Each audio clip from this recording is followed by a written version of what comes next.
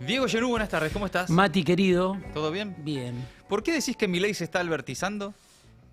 Y no está en control, ¿no? El presidente de la situación.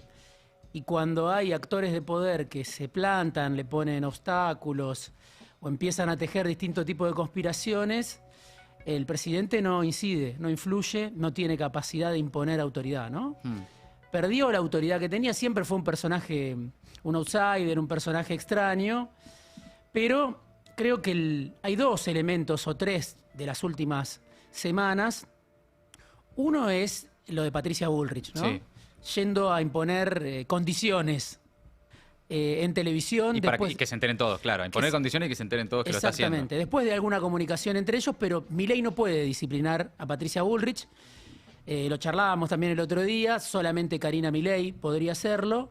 Y después hay toda una serie de actores de poder, que yo cuento bastante en la nota del fin de semana, Sí.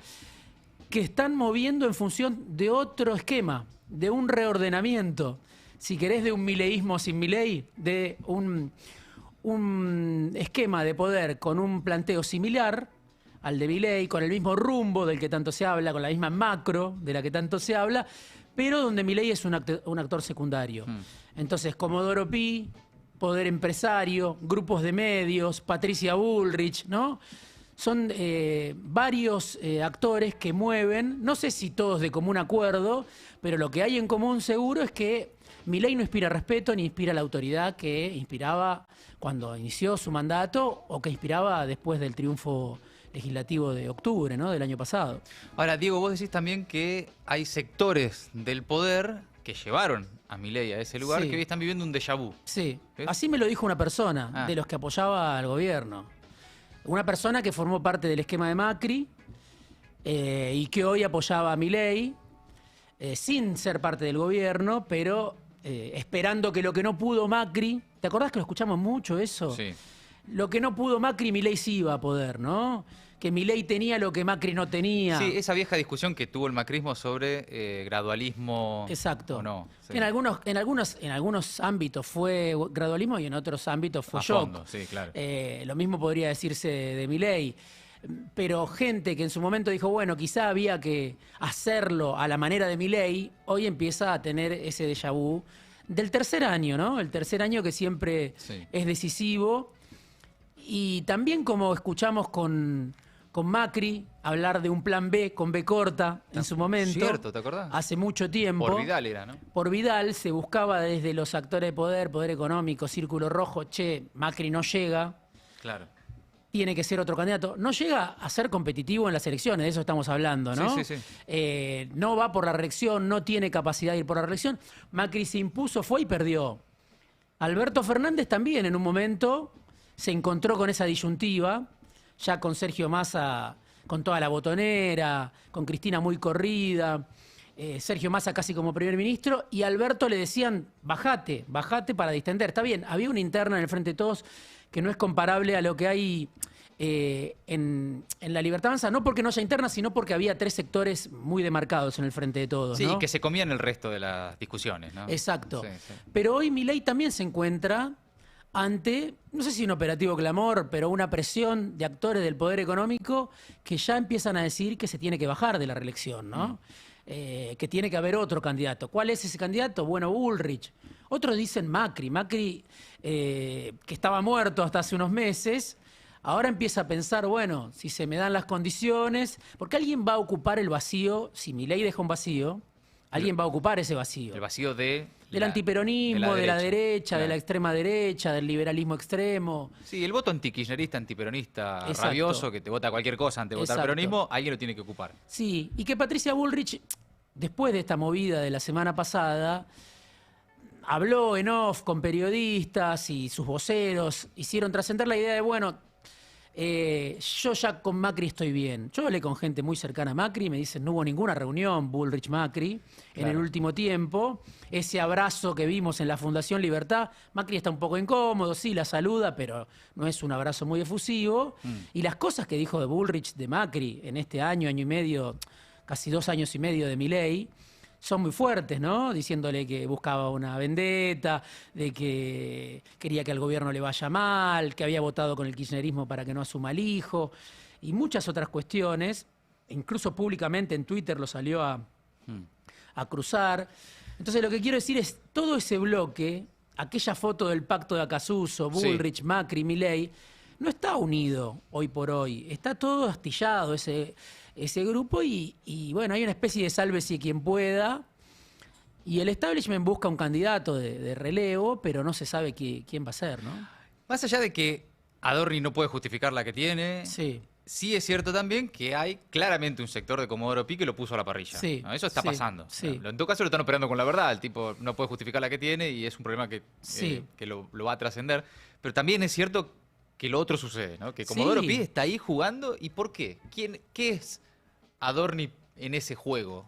No, yo creo que Adorni es la antesala, ¿no? De que lo pongan a Milei a la parrilla. De lo que le puede pasar a los Milei. Exacto. Es una demostración de lo que puede hacer Comodoro Pi, que no es la justicia, ¿no? Son los tribunales federales creados por Menem que se volvieron un Frankenstein para la clase política, incluso para Menem, que pasó alguna temporada en la quinta de Gostaniana hace una vida, ¿no? Entonces, digo, Comodoro Pi se autogobierna. En todo caso, tiene relaciones con el poder económico, en todo caso tiene relaciones con la Embajada de Estados Unidos, con alguna otra embajada, pero es una fuerza que sabe que puede fijar el precio de la libertad ajena, pero aparte esto te lo dicen ellos, o sea, te lo dicen algunos. Está bueno eso que decís, sí. Fijan el precio de la libertad ajena, ellos deciden. Exacto, porque tienen cargos a perpetuidad, porque es muy difícil correr a un juez. Ariel Lijo, que es un juez que él se define como peronista, lo nombró Néstor Kirchner hace más de 20 años. Y de buenas relaciones hoy con algunos sectores del peronismo también. Sí, con buena relación con sectores del peronismo, con buena relación con otros actores también del poder. Pero digo que jugó muy en contra también del kirchnerismo en su momento. Duda, claro. Amado Vudú en pijama, de madrugada en su casa, o sea, filtrando también desde ese juzgado gente cercana a él, información para propagar el show de la corrupción en ese tiempo en contra del kirchnerismo. Y ahora es el mismo modus operandi. Lo raro es que es con un personaje como Milei que uno dice, bueno, el modelo de país de Milei es muy parecido al que promueven algunos actores de Comodoro Pi, ¿no? Al que siempre promovieron. Sin embargo, hay cortocircuitos y no es solo Lijo, porque algunos dicen es solo Lijo el que está en contra de Milei, el resto está disciplinado en Maíques. No, ahí hay bandas que se están enfrentando, ¿no? Claro. Y todos los días se está jugando ese partido. Qué partido, ¿no? Además, porque son unos muchachos que juegan sin que el partido termine nunca. ¿No? Es como un partido constante, ¿no? No es que llega un momento, y no sé, como las elecciones, y hay un gobierno que se termina el día que la sociedad votó. Votan todos los días. Votan todos los días. Están ahí todos los días. Bueno, hoy en las últimas horas se conoció que un candidato a juez en Lomas de Zamora, que se llama Rodríguez Ponte, que fue muy ligado a Lorenzetti y al hijo, finalmente Maíquez aprobó que ese pliego, pueda ser aprobado, digamos. Destrabó un pliego de un juez muy ligado al hijo y a Lorenzetti. La Corte está en guerra total, ¿no? Entre ellos. Sí, o sea, hay una pelea que lleva muchos años, muy fuerte, donde uno habla con uno y otro sector y se dicen las peores cosas entre Rosati y Lorenzetti, ¿no? Es una historia larga. Pero Lorenzetti también es un político, Rosati viene de la política, y son personas que saben ejercer el poder y nunca se dan por vencidas, ¿no? Entonces, Lorenzetti aspira a recuperar la mayoría. Con Rosenkrantz en su momento la tuvo, durante muchos años la tuvo, antes de que llegaran Rosenkrantz y Lorenzetti. Perdón, Rosenkrantz y Rosati, cuando llegaron, Lorenzetti terminó quedando en minoría. Son desconocidos para la mayor parte de la población. Sí, pueden caminar por la calle tranquilamente. La sociedad no los conoce, pero definen un poco cómo se ubica la política frente a todo esto. Por eso lo de Milei albertizado, una figura con cada vez menos autoridad para imponerse, ¿no? Para poder recrearse, reinventarse, como si ya le hubieran bajado el pulgar, ¿no? Esos actores. Ahora, a todo ese problema que tiene el gobierno con el sistema, con el establishment y con todos estos movimientos que se están sucediendo, también tiene un problema con la realidad. Sí, ¿no? Y la semana pasada creo que podemos coincidir en que la foto del frigorífico, el Moreno, son esos momentos en los que viene la realidad y les mete una cachetada y dice, ¿de qué están hablando? Lo que está pasando es esto, ¿no? Entonces, además, todo esto todo ese enchastre y ese gobierno paralizado y atravesado por sus internas y ahora además peleado con gran parte del sistema y demás, sucede sobre una situación social muy compleja. La Iglesia está advirtiendo que el margen es muy delicado, ¿no? Ahí también hay como un escenario más constante, más no de las noticias del día, sino como de un padecimiento cotidiano. Ahora aumenta de vuelta el tren, aumenta de vuelta el bondi, aumenta de vuelta la nafta, del que se habla poco, o menos de lo que tal vez debería, y que para lo que falta mucho, un año y medio es un montón para esa gente. Esperar a que cambie el modelo, ¿no? Por supuesto, además es lo que condiciona la vida cotidiana de millones de personas, ¿no? Y te condiciona hasta el humor y las cuentas, porque te subís al bondi y es más de lo que esperabas y el sueldo no aumenta de la misma manera, en muchos casos, cuando hay informalidad, cuando hay changas, ¿no? Cuando uno se tiene que inventar el sueldo. Lo de Moreno fue muy fuerte, yo también hablaba con gente del municipio en las últimas horas y me decían, se veía gente de distintos lugares, toda esa gente que vimos ahí, todas esas colas, esa larga cola, bajo la lluvia, desde madrugada, que hay números distintos, ¿no? Algunos hablan de 8.000 personas, 6.000 personas. Sí, pero los propios dueños frigoríficos se sorprendieron, digamos, ¿no? Eran 60 puestos de trabajo. De un frigorífico que además tiene otras sucursales en Esteban Echeverría, en Quilmes y que abrió en Moreno. Bueno, había gente de primer, segundo y tercer cordón del conurbano, ¿no? Había gente, me decía un funcionario de Moreno, había gente más cercana a la General Paz, pero había gente más cercana a Luján y a General Rodríguez. O sea, todo el mundo se enteró de que había 60 puestos de trabajo que se abrían en Moreno y fue una especie de conmoción, ¿no? Porque todo el mundo salió, mucha gente que estaba buscando laburo y eran realmente impactantes las historias de la gente. Hace 2 años estoy sin laburo, hace 6 meses estoy sin laburo, por eso, cerró la fábrica donde laburaba. Todo eso no es parte de la conversación o de esa rosca. Y sin embargo, para mí lo más peligroso, ¿no? por lo que representa en términos sociales, que además prendés la tele y ves que la discusión es si Adorni sí o Adorni no, ¿no?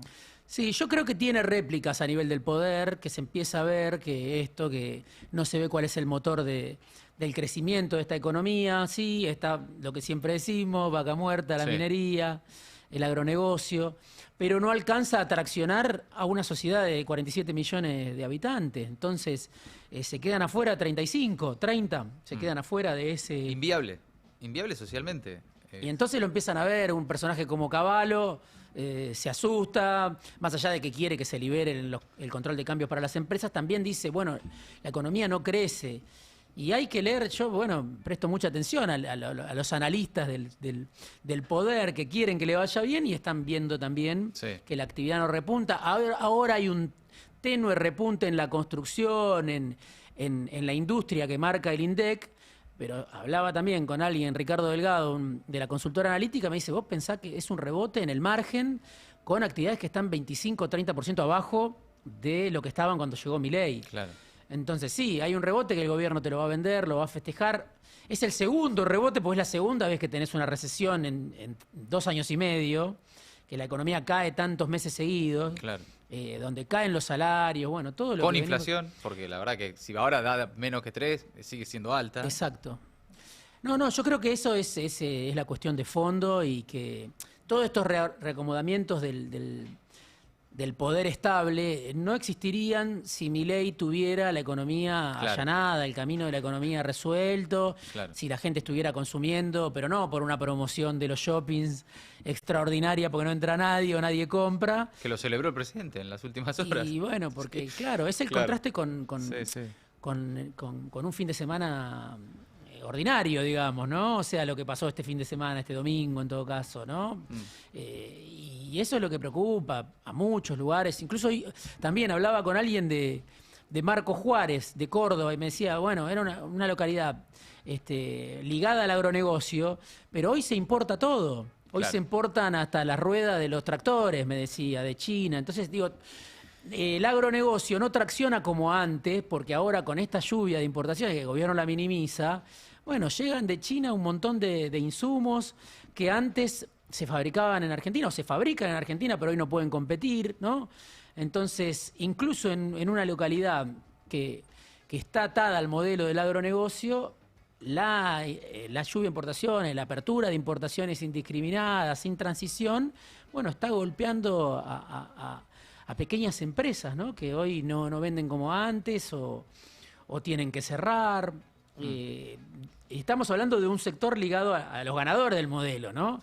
No, complejo eso en un contexto de un presidente debilitado, además, Sí. ¿no? Porque ya hay episodios que lo demuestran, ¿no? Sí. El otro día cuando llama a La Nación Más para hablar desde Estados Unidos, brotado totalmente y a las apuradas post-Bullrich, con 2 de sus voceros que ni siquiera le sirvió, etcétera, ves un personaje atravesando, por eso el comienzo de esta charla, de la albertización de Milei, que es que ya no le alcanza la forma, el modo, la prepotencia y los gritos, porque lo mirás y decís, bueno, sigue gritando este señor. Ya perdió hasta el efecto que en algunos sectores podía tener, ¿no? Le perdieron el respeto, yo creo que sí. Claro. Y además eso, está todo ese reordenamiento que buscan otro candidato, que además, a ver, los actores que buscan otro O candidato... intervenirle al gobierno hoy directamente, si Bueno, pudieran. eso también se especulaba, el otro día lo comentaba también Nicolanto, la posibilidad de que Bullrich asumiera algún rol más importante en el gobierno, pero no sé si a Bullrich le conviene eso, porque estás en una instancia, un momento muy difícil de cualquier gobierno, pero de este gobierno, donde para nadie es negocio sumarse a este gobierno. Entonces tenés un gobierno hiperconcentrado donde las decisiones la toma una sola persona, que es Karina Milei, donde tiene mucho poder Santiago Caputo, pero las decisiones la toma Karina Milei, el presidente se dedica a viajar, a hablar, a dar discursos, a tuitear. Entonces, es un gobierno hiperconcentrado. Eso ya, con el poder hiperconcentrado en 1 o 2 personas, los Menem, eso ya es problemático, porque nadie le puede decir a Milei, che, mirá que la vas a chocar. No escucha al presidente o no tiene quien lo escuche, a quién escuchar. Pero además ya... nadie quiere sumarse, me parece. O no es tan sencillo sumarse al gobierno ahora. La gente que se hubiera sumado al principio, ahora dice, ¿me conviene? Macri, que estaba desesperado porque le den 3 o 4 secretarías. Hoy, quizá, si Milei se levanta un día y dice, lo llamo a Macri a cogobernar, quizá Macri le dice, y ahora ya es tarde. Ahora espero. Ahora no te ayudo. Y lo mismo con cualquier funcionario que pueda sumarle volumen político del que siempre hablamos, ¿no? Entonces está en una instancia complicada donde no se ve cuál es la escapatoria, salvo que Trump piense hacer algo más para salvar a Milei, pero hoy lo vemos que hace 75 días que no puede salir de la trampa en la que él mismo se metió, Trump. Y tiene un escenario muy complicado para las elecciones de noviembre. Y va a China casi como perdedor a reunirse, ¿no, con Xi Jinping en estas horas Trump. Si encima Milei pierde su único salvavidas, que es Trump, y está en una situación muy compleja. Por lo menos no lo tiene full time como lo tuvo dedicado a salvarlo en esos meses. Tiene otro quilombo. Vos recordemos, Scott Bessent vino en abril del año pasado. Desde abril del año pasado hasta las elecciones, Trump estuvo tutelando el gobierno de Milei. Hoy está en otra cosa, más preocupado por Medio Oriente. Está muy activo Lamelas, ¿no? Sí, Lamelas sí. Peter Lamelas sí, el embajador sí. Lamelas sí, muy activo, muy presente. También buscando... negocios para empresas ligadas a Estados Unidos. La hidrovía, por ejemplo. La hidrovía, bueno, ahí hay algo que le interesa a Lamelas, hay alguna pelea para que no entre China, aunque China no está, pero se acusan unos a otros de ser pro-China. Sí, o que las privatizaciones que se vienen, o que el gobierno pretende, las empresas que el gobierno pretende privatizar, queden en manos estadounidenses y no europeas como fue en los 90, digamos, de alguna forma. Sí, o por ejemplo salió en New York Times que Estados Unidos presiona para cesar la actividad en San Juan, en un parque que se llama El Leoncito, donde ahí hay todo un desarrollo tecnológico de muchísimos años, pero Estados Unidos dice, ahí está China. Claro. Y frena, ¿no? Y Milei hace caso a la presión de Estados Unidos. Sí, obedece. Para frenar exactamente todo un desarrollo de muchísimos años, de avanzada, en San Juan. Esto publicado por el New York Times en las últimas horas. Entonces, seguro que la presencia de Trump está, pero me parece que es más un Trump queriendo cobrar lo que ya puso, que queriendo aportar algo más, ¿no? Diego, gracias, buena semana. Mati. Diego Genud, de Maldita Suerte.